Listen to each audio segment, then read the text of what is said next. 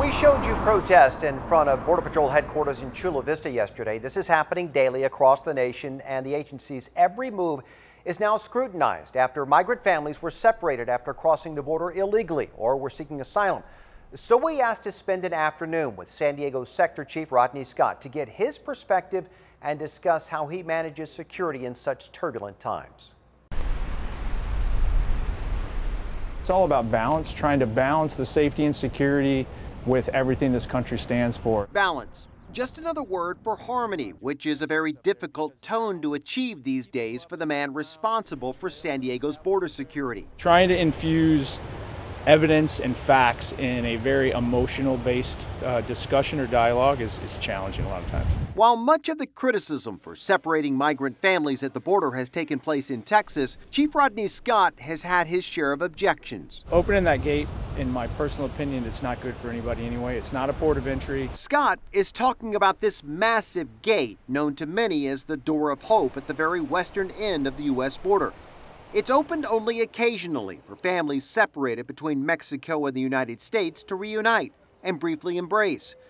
But when a criminal background check surfaced on one participant in November, Scott closed the gate permanently. Even for families just having the opportunity to hug each other? We experimented, if you will, with some very small events. I committed to keeping this area open, allowing access on the weekends, but I'm not going to create this artificial port of entry, if you will, here in this friendship circle. So that'll stay closed for the time being? Yes.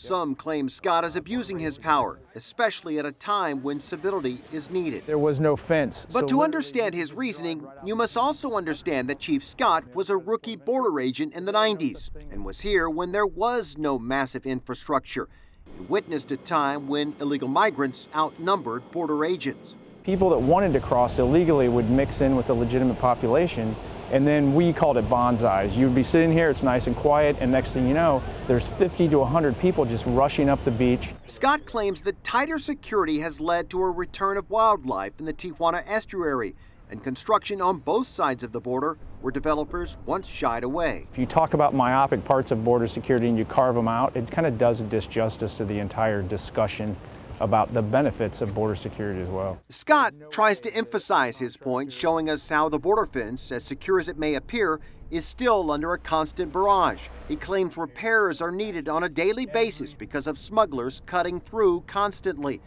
He points out what Border Patrol considers one of the most vulnerable areas for illegal crossings. There are several families here that go back 3-4 generations, and that's their source of income, is smuggling people across the border. Along the 14-mile tour, we were also shown where there is no wall, only manpower to stop illegal crossings. We're not at war with Mexico. It's not about anti-anything, though, even the border infrastructure. It's about law and order, safety and security. And our tour ended where the future of border security may one day begin. We were given an up-close look at the new border wall prototypes, which Scott himself conducted the same tour for President Trump back in March. One word, they are imposing, an image that represents division and a disconnect with our neighbors to the south. And you can see that part of the story tonight at 11.